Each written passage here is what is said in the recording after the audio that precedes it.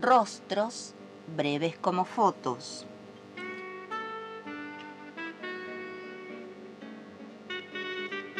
Conducción María Inés Arce.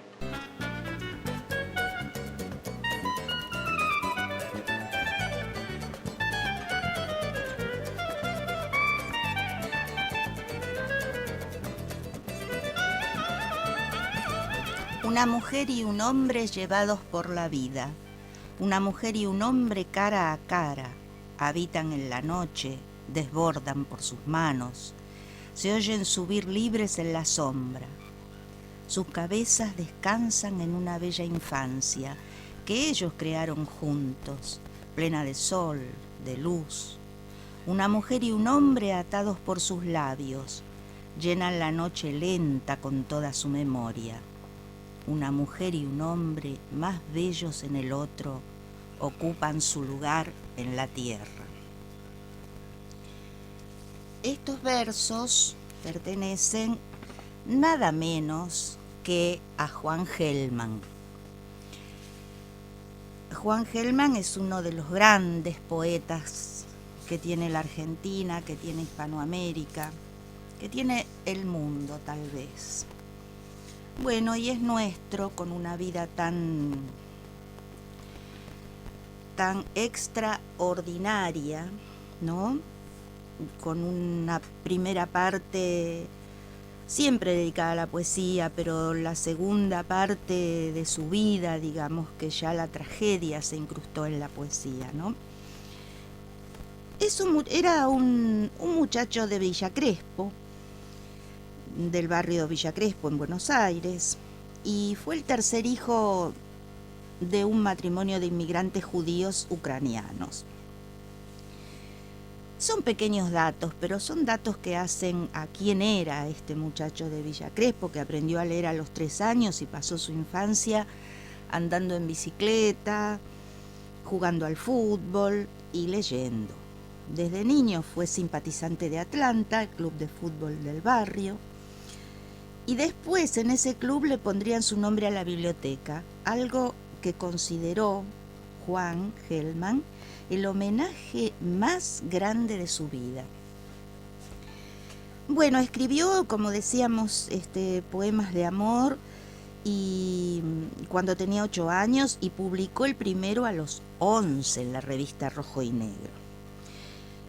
Fue a hacer su nivel secundario en el Colegio Nacional Buenos Aires, como muchos políticos, poetas, científicos han pasado por el Colegio Nacional Buenos Aires.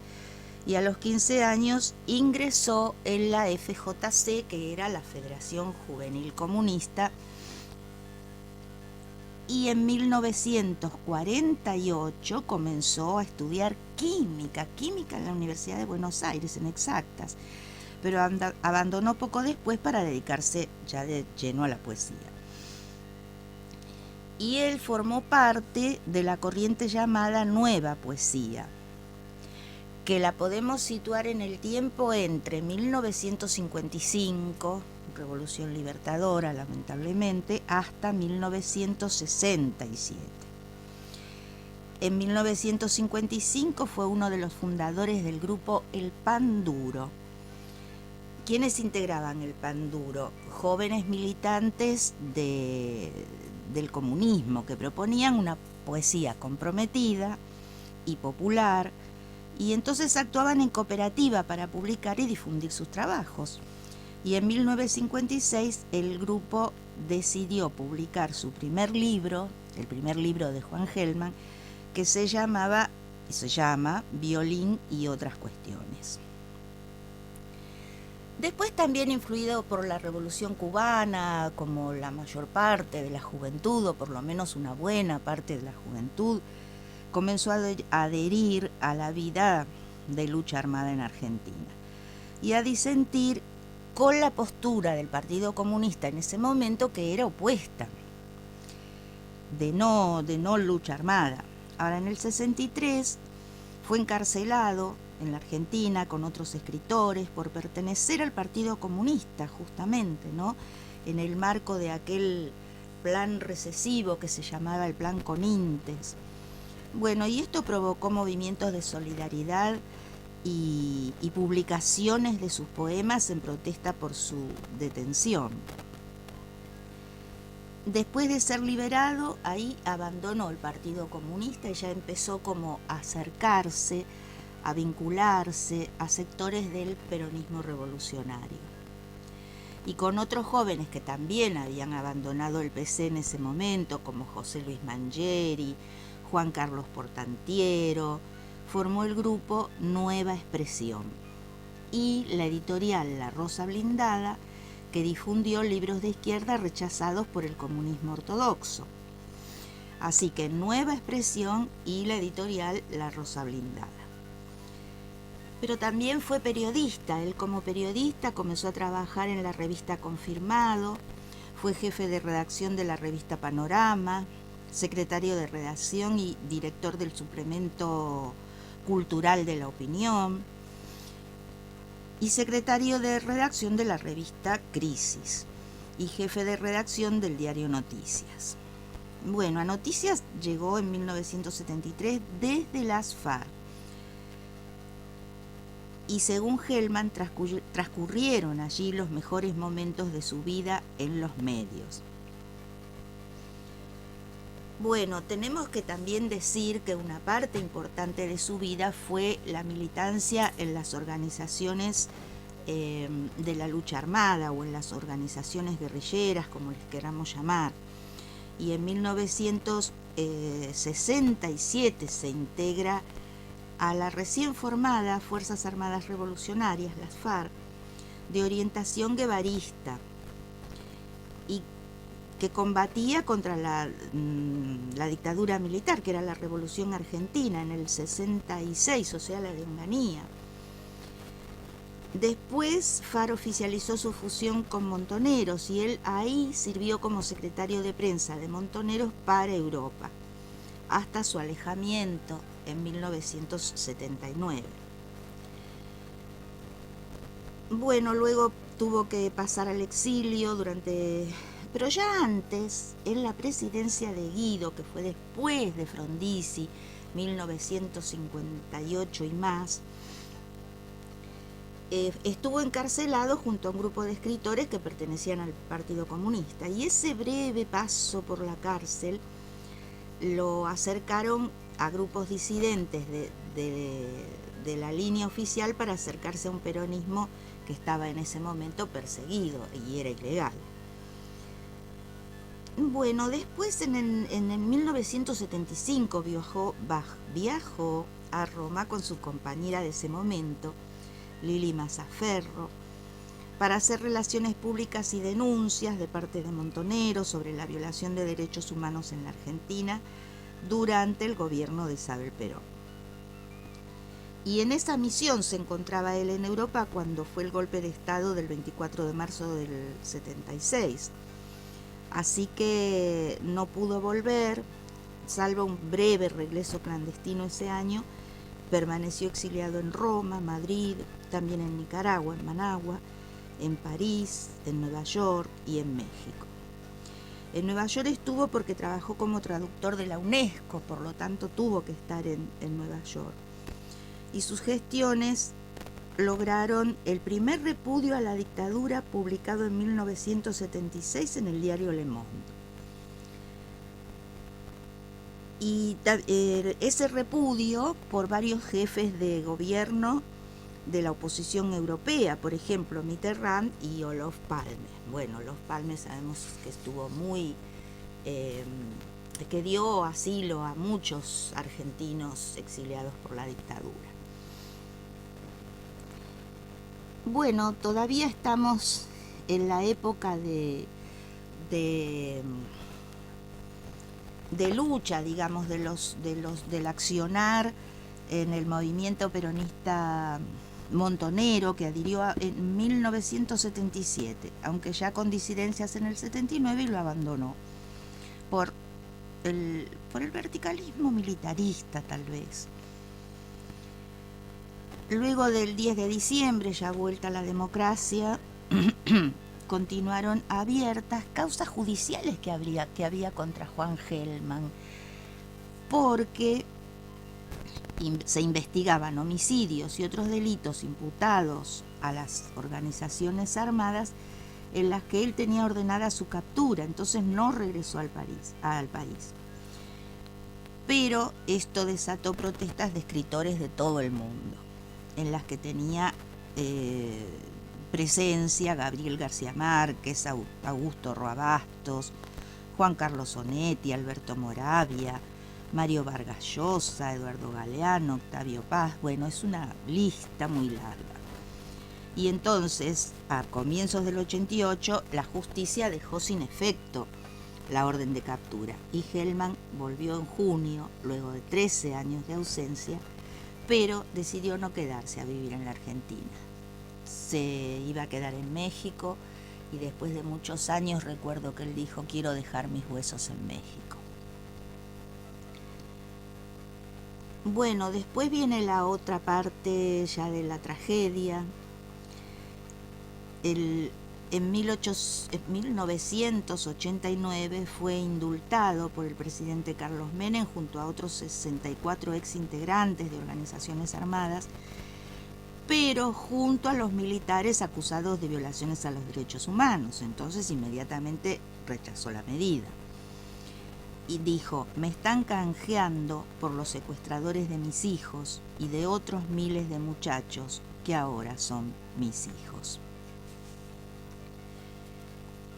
Vamos a leer un pequeño poema. Tengo en mis manos un libro que se llama Gotham, que lo editó Seix Barral, pero que incluye 4 libros de Hellman, que son Violín y otras cuestiones, El juego en que andamos, Velorio del Solo y Gotham. Bueno, de Gotham vamos a leer algún poema. El que leímos recién era de Gotham. Y bueno, Una mujer y un hombre, La Victoria. La Victoria es un viejo poema que hace referencia a sus hijos cuando eran niños y dice: en un libro de versos salpicado por el amor, por la tristeza, por el mundo, mis hijos dibujaron señoras amarillas, elefantes que avanzan sobre paraguas rojos, pájaros detenidos al borde de una página, invadieron la muerte. El gran camello azul descansa sobre la palabra ceniza. Una mejilla se desliza por la soledad de mis huesos. El candor vence al desorden de la noche. Yo quería contrastar este poema candoroso que dice: el candor vence al desorden de la noche, y que los niños están dibujando señoras amarillas, sus hijos, con Carta abierta a mi nieto, un fragmento pequeño que fue escrito en 1995, publicado después. Me resulta extraño hablarte de mis hijos como tus padres que no fueron. No sé si sos varón o mujer, sé que naciste. Ahora tenés casi la edad de tus padres cuando los mataron y pronto serás mayor que ellos. Ellos se quedaron en los 20 años para siempre. Soñaban mucho con vos y con un mundo más habitable para vos. Me gustaría hablarte de ellos y que me hables de vos, para reconocer en vos a mi hijo y para que reconozcas en mí lo que de tu padre tengo. Los dos somos huérfanos de él. Para reparar de algún modo ese corte brutal o silencio que en la carne de la familia perpetró la dictadura militar. Para darte tu historia, no para apartarte de lo que no te quieras apartar. Ya sos grande, dije. Bueno, muy dolorosa esta carta. Y podemos entonces ir a escuchar a Astor Piazzolla nuevamente, porque habíamos iniciado el programa con Astor y bueno, continuamos con Astor entonces para hacer un intervalo.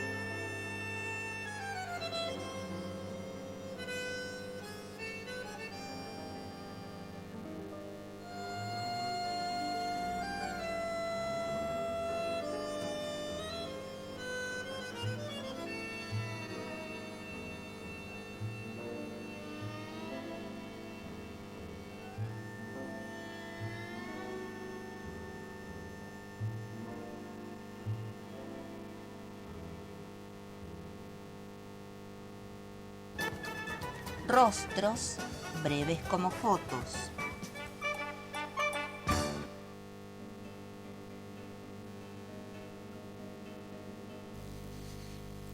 La nueva poesía hispanoamericana fue otro grupo, llamámoslo así, otra corriente en la que él estuvo, que va de Gotán a Cólera Buey, que es otro de sus libros. Dice, Finales de Gotán, de 1962. Ha muerto un hombre y están juntando su sangre en cucharitas. Querido Juan, has muerto finalmente. De nada te valieron tus pedazos mojados en ternura. ¿Cómo ha sido posible que te fueras por un agujerito y nadie haya ponido el dedo para que te quedaras? Acá, además de lo que apunta a los sentimientos, también hay siempre en Hellman una renovación del lenguaje, una refundación. En Gotán, por ejemplo, el título, no quiere decir tango en berre, al revés. ¿Qué es el berre? Es una modalidad del lunfardo. Y el lunfardo sabemos que es el habla popular rioplatense, pero esta etapa inicial que había empezado con el panduro y se consolidó con una nueva corriente poética, que fue esta nueva poesía hispanoamericana, que no se proponía solo cambiar el mundo como querían todos estos jóvenes, sino también cambiar la palabra misma, que esto es una constante en la poesía de Hellman, cambiar el lenguaje, cambiar la palabra. Esta sería desde entonces la característica central de la poesía de hellmaniana y de cada uno de los libros que iría publicando. En Gotán, Hellman introduce también el humor, el absurdo, como componentes cotidianos del hombre y la mujer del pueblo. Y en simultáneo había otros poetas latinoamericanos que seguían por ese camino, como Nicanor Parra, la antipoesía, en Chile, ¿no? Ernesto Cardenal en Nicaragua, Roque Dalton, de quien hemos hablado aquí en El Salvador, Antonio Cisneros en Perú, Benedetti en Uruguay, en Cuba Roberto Fernández Retamar. Y la nueva poesía hispanoamericana buscaba acercar la poesía al habla popular y a las cosas del hombre y la mujer común. Pero lo que no querían era tener un estilo panfletario, como era a veces algunos poemas de los militantes del PC. Esto lo había caracterizado a la poesía social de los años 30, 40 más o menos, ¿no? Ahora, la propuesta poética que tiene en Gotán, que el poeta mismo debe comprometerse con el cambio del mundo, y sí, ni a irse ni a quedarse, a resistir. Y que el poeta debe ser uno más del pueblo y compartir con el pueblo sus alegrías y tristezas y sobre todo su suerte.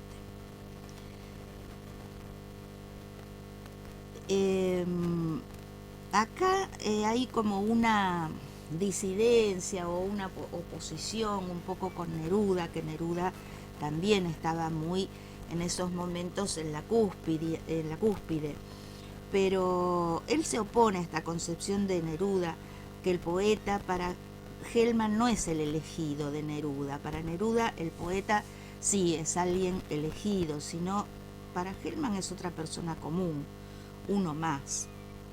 Y dice en Mi Buenos Aires querido: sentado al borde de una silla desfondada, mareado, enfermo, casi vivo, escribo versos previamente llorados por la ciudad donde nací, previamente llorados por la ciudad donde nací. Hay que atraparlos también aquí, nacieron hijos dulces míos, que entre tanto castigo te endulzan bellamente. Hay que aprender a resistir, ni a irse ni a quedarse, a resistir. Aunque es seguro que habrá más penas y olvido. Qué predicción o premonición, aunque es seguro que habrá más penas y olvido. Esto lo dice en Gotán en 1963 y se llama Mi Buenos Aires querido. Y la elección de la palabra tango al revés para titular su libro tiene hondas implicancias. Primero porque concibe su propia poesía como tango. Sí, hay como un ritmo o una musicalidad muy cercana al tango, con una cadencia y un ritmo propios de la ciudad en que nací, dice él.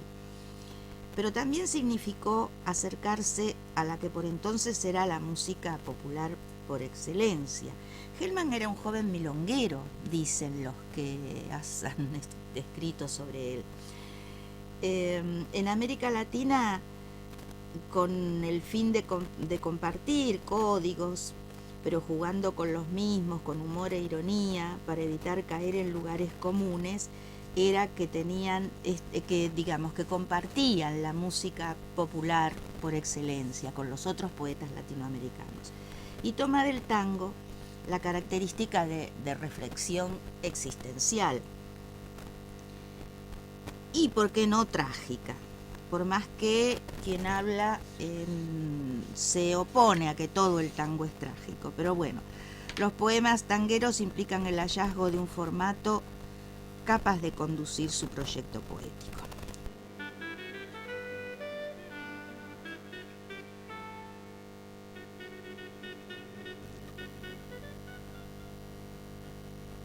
Es buena y bella como el mar, es oscura, interior, rostro de mi silencio.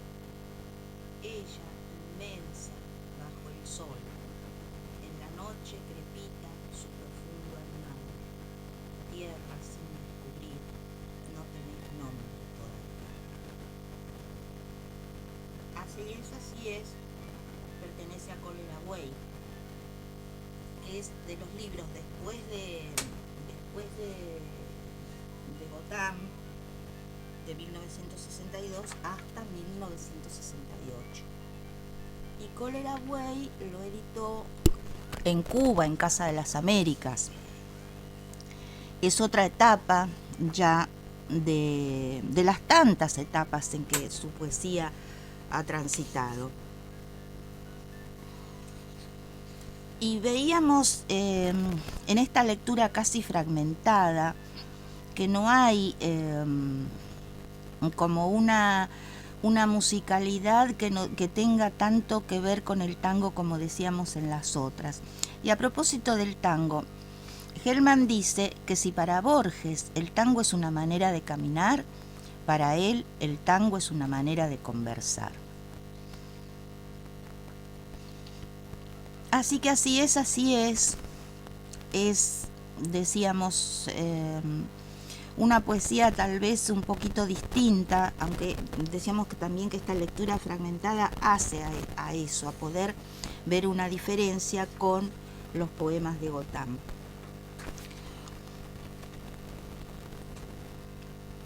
Otra cosa interesante de esta vida tan extraordinaria, como decía al principio, y tan trágica en la segunda mitad, digamos, ¿no? En los 80, por más que la democracia sí estaba por venir, él sigue en su exilio, porque, como habíamos dicho, creo que lo dijimos, que él tenía una causa judicial por, por algunas actividades de la organización armada a la que pertenecía, pero que con la protesta y la solidaridad de tantos escritores del mundo, le levantaron ese cargo. Ahora, en los 80, democracia y exilio, podemos decir. Fue en el 88 que la justicia dejó sin efecto esa captura y él volvió al país, pero ahí es cuando decíamos que decidió quedarse en México. Y publicó 4 libros, en el 88 Anunciaciones, también Interrupciones, Interrupciones 1 e Interrupciones 2, y Carta a mi madre, también en el 89, y se trata de poemas afectados por la desazón. En Anunciaciones hay signos de exclamación que ocupan un lugar central, y es uno de sus libros más herméticos. Interrupciones 2 sigue con ese estado de desolación combativa de Hellman en los 80, donde dice: entre las 5 y las 7 cada día ves a un compañero caer, no pueden cambiar lo que pasó. Los poemas de Interrupciones 1 y 2 son como esas horas pasadas siempre en otra parte, cuando es tarde de antemano y se espera lo que ya no ocurrió y no va a ocurrir, ¿no? Dice que el poeta no calla ante el estupor porque es la materia misma de su escritura, la grieta donde abreva el silencio. Pensemos que estamos en año 88 y ahí, 89, es cuando escribe Carta a mi madre, que es también muy dolorosa. Voy a leer un fragmento de Carta a mi madre.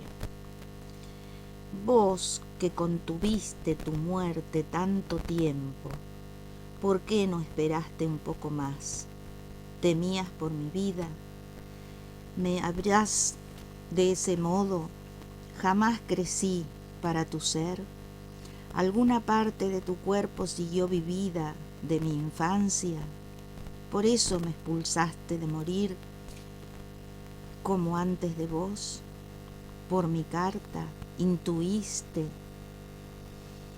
Bueno, es para leer más veces, tiene como un ritmo diferente, pero esta es la carta a su madre que había muerto y que es como que quisiera restablecer un diálogo, ¿no? ¿Por qué jamás crecí para tu ser? Pregunta. ¿Cómo antes de vos? Por mi carta intuiste. En 1989 Hellman publicó uno de sus libros cumbre que tiene este título, Carta a mi madre. Bueno, y motivado por la muerte de la madre, que se había muerto en 1982, cuando se encontraba exiliado en México y quería obtener un pasaporte falso para venir a la Argentina y poder verla antes de morir. Todo el libro es un largo poema y Eduardo Galeano lo describe como una obra en la que el hijo rescata desesperadamente a la madre muerta. Se impone a sí mismo su esencia, la percibe, la escucha, casi la toca con las palabras que fueron, que son de ambos todavía. Esto lo dice Galeano respecto de ese poema y del libro que lleva ese nombre. Bueno, en esta década y en la siguiente, los argentinos íbamos a descubrir la poesía desgarradora y desgarrada de Hellman. Una de las expresiones quizá más profundas con respecto a la tragedia que se padeció en Latinoamérica, que había sido silenciada, ¿no?, por la censura de las dictaduras. Y después en los 90 escribe Incompletamente, ya en 1997. En los años 90 publicó 3 libros de poesía: Salarios del Impío, Divac-Su o Divac-Shu, no sé por qué es en sefaradí, y Incompletamente, y sus primeros 3 libros en prosa. Él no tenía libros en prosa porque siempre escribió poesía, pero decidió recopilar todo lo que había escrito para Página 12 y le puso prosas en prosa. Prosas de prensa, no prosas en prosa, en 1997. Y después escribió Ni el flaco perdón de Dios, hijos de desaparecidos, que lo escribió con su compañera, que es una psicoanalista, Mara Lamadrid. Después, nuevas prosas de prensa. Dentro de esa originalidad tan habitual que le vemos a Hellman y su libertad expresiva de cada nueva producción, sus trabajos de la década del 90 llaman la atención por la irrupción, yo no sé si intempestiva, pero no, destacada de la prosa. En Salarios del Impío y sobre todo en Incompletamente, que es un libro de sonetos, ahí se ve un lenguaje incapaz de completarse. Eso está muy bien, porque sí, creo que todo es incapaz de completarse. Y los sonetos, a lo que alude, ¿no? Son incapaces de completarse. Y por ese camino llega el soneto, como forma poética de lo incompleto. Y bueno, cada libro del autor desde los años 70 implican una sorpresa. Sí, yo leía en una oportunidad a Daniel Freydenberg, que es un escritor y también se dedica a veces a hacer muchos comentarios muy inteligentes sobre los escritores y poetas argentinos, que con Hellman nunca se sabe, una linda expresión, porque llaman la atención como que sorprenden, implican una sorpresa y un nuevo rumbo, no solo por estos avatares exteriores y por estas tragedias que hemos vivido en Latinoamérica, sino por cómo él siempre ha estado estudiando la palabra, el lenguaje, y habíamos leído acá, por ejemplo, el dedo ponido, ¿no? A lo mejor el sistema lingüístico permite decir ponido, pero bueno, tenemos los lingüistas los academicistas que no lo permiten, a lo mejor sí lo permite el sistema. Es un tema muy lindo para estudiarlo. Bueno, y decíamos que los dos libros dedicados a las prosas de prensa tienen todos los artículos de página 12, porque siempre en la última página salía un comentario de él, hasta que murió, una nota. Y su publicación como libro no es solo una recopilación, va más allá de una recopilación, como una obra literaria realizada a través de un género que él se encarga de prestigiar, digamos, no es que fue una recopilación así, una cosa tras otra, sino que él como que quiere prestigiar un género de la prosa de prensa. Él bromeaba varias veces con la explicación de que su inclinación absoluta por la poesía se debía a su fiaca, decía, para escribir cuentos y novelas. Pero la prensa para él siempre tuvo un papel privilegiado. En su concepción militante de la poesía decía, soy un militante que escribe poesía. La prosa de prensa no es una actividad accidental, sino un complemento de su poesía para la militancia. Bueno, su tercer libro de prosa fue Ni el flaco perdón de Dios / Hijos desaparecidos. Esto fue en el 97, que como decíamos lo escribió con Mara La Madrid, con testimonios directos. Y ya en el siglo XXI tenemos Mundar. Mundar es... vamos a leer un pequeño fragmentito de Mundar. Ella llora con una rueda en la garganta que gira contra el deseo. Ella llora con una rueda en la garganta que gira contra el deseo. Bueno, es mucho más larga, pero vamos a leer pequeños fragmentos. Yo creo que la vida de Juan Gelman, la poesía de Juan Gelman, que están absolutamente entretejidas, creo que como pocos poetas, tal vez es obvio decir que la vida y la poesía están muy relacionadas, pero así entretejidas firmemente como en Gelman, no es habitual. Y después yo quería leer Carta Abierta, porque tiene que ver justamente con el tema de los hijos, y tal vez se me traspapeló, pero Carta Abierta también es un fragmento, y que está escrito hasta el 83, deshijándose mucho deshijándome, buscándote por tu suavera. Paso mi Padre solo de vos, pasa la voz secreta que tejes, paciente, como desalmadura de mi estar. Niñito, ¿qué pasas volando? Niñito, ¿qué pasas volando? Lo voy a leer de nuevo porque es muy difícil. Deshijándote, mucho deshijándome, buscándote por tu suavera.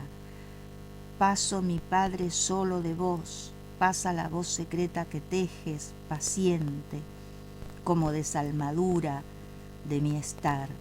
Niñito, ¿qué pasas volando?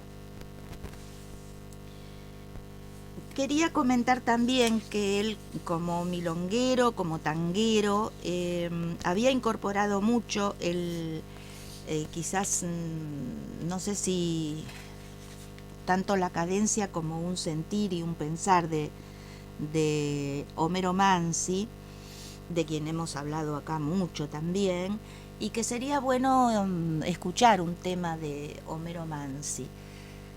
Lo vamos a escuchar ahora entonces.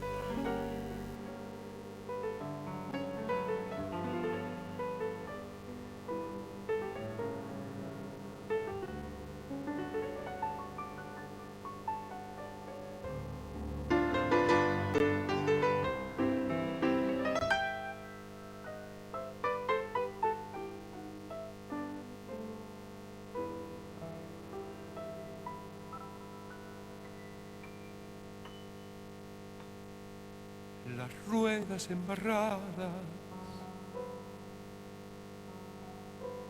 del último organito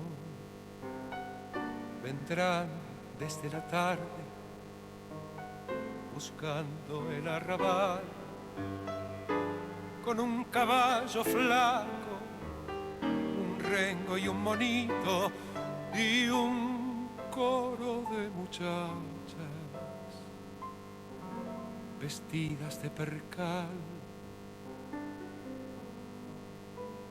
con pasos apagados, elegirá la esquina donde se mezclen luces de luna y almacén, para que bailen valses detrás de la hornacina la pálida marquesa y el pálido marqués.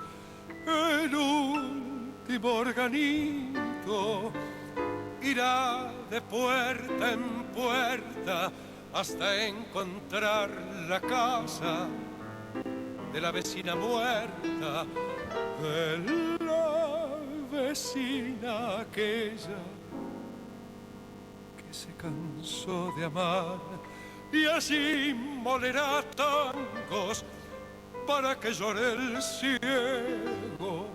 el ciego inconsolable del verso de Carriego, que fuma, fuma y fuma, sentado en el umbral.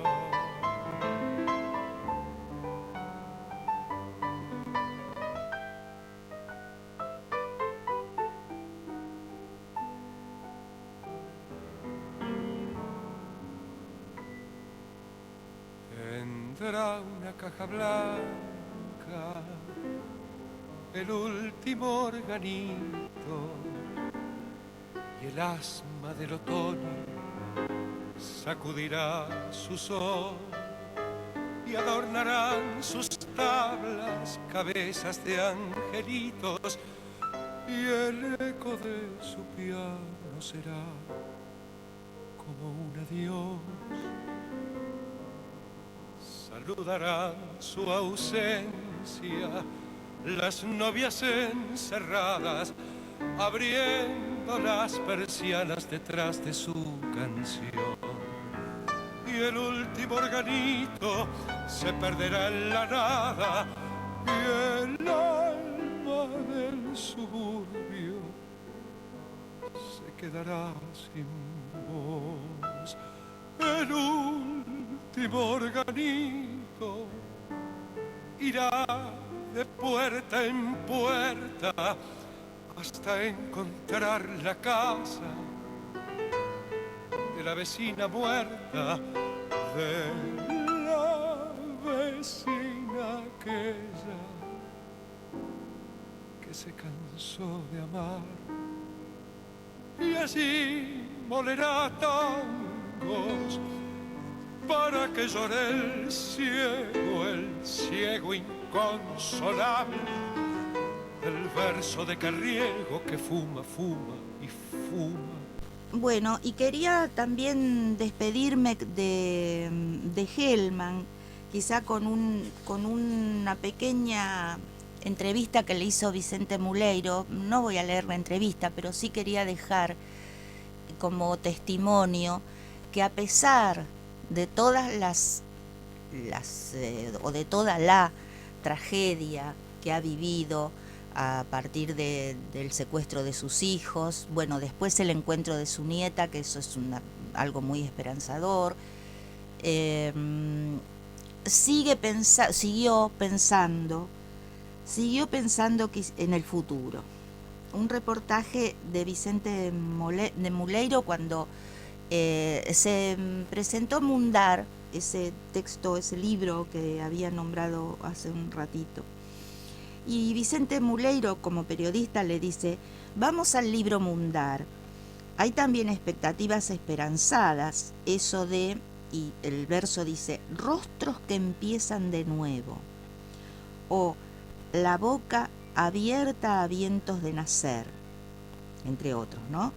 Y por excelencia estos versos que dicen, obligamos al futuro a volver otra vez, nada menos, ¿no?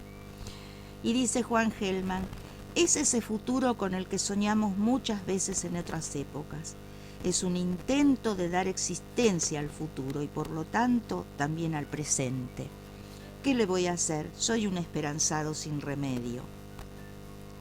Le pregunta el periodista, ¿también en términos políticos? Y Hellman dice, también en términos políticos. Aunque hay periodos de la historia como el que atravesamos, donde las expectativas de cambio retroceden a zonas pantanosas. Pero la misma historia demuestra que hay flujos y reflujos y que la expectativa vuelve. Todo esto tiene que ver con la utopía.